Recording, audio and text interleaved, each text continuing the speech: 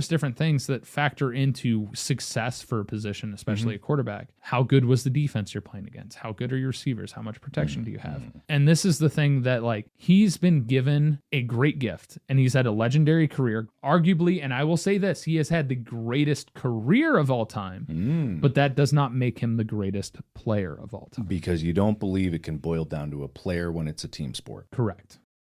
I want to do an exercise. We're running out of time here, but I want to do an exercise. We are going to Frankenstein, the greatest quarterback of all time. You get to pick the brain, the arm, the running ability, so legs, and the heart. You get those 4 options: brain, arm, legs, and heart and spirit.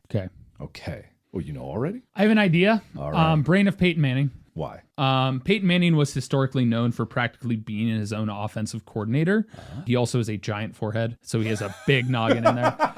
He's also hilarious, and I think he's great. He's one of the quarterbacks I would pick over Tom Brady in picking of all time. Okay. I will take the legs of Michael Vick. Okay. He was the escape artist, the evasion artist. That man could have an entire pocket collapsing around him and somehow would find a way out. What he did with dogs, terrible, awful. What did he do with dogs?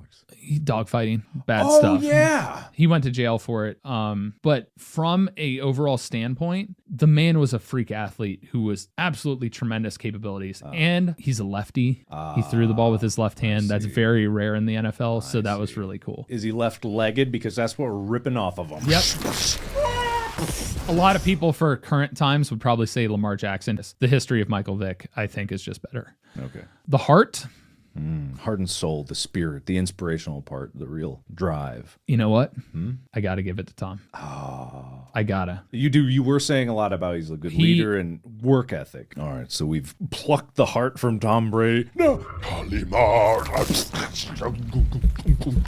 Right into the horrible freak that we've got.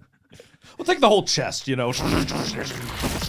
Legs, brain of Peyton. Oh, the whole head. We'll take the head of Peyton.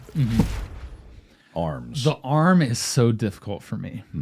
So I got to go Drew Brees. Okay. I got to go Drew Brees. I have no idea why this is a conflicted decision to you, but I respect it. He just was tremendous. And he's in my Mount Rushmore of greatest quarterbacks of all time.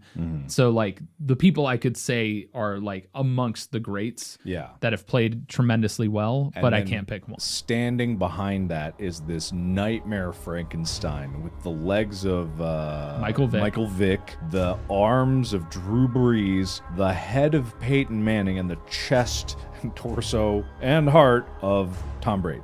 Because, and I respect this, the concept of greatest of all time can't really be declared in a team sport or because there's so many factors, but this creature, if it could survive the operation, would be the greatest of all time. I could agree with that. All right.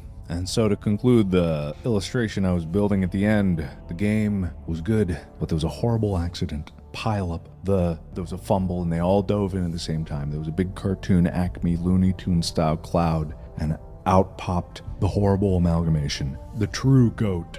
The Frankenstein thing. Oh. That thing stepped off that field. The greatest of all time. It was screaming horribly in pain. No! and then the rest of the pieces reassembled into 3 different other versions, the worst of all time. Weirdly, for whatever reason, when I picture this amalgamation, I picture like the stitching of footballs, like the white laces from perfect. That's perfect. And then little pieces of pigskin to patch in like places where the skin's weird. Yeah, definitely. Also, if you make your own little animations about that, we'd love to see them, or fan art, stuff like that. We would love to see.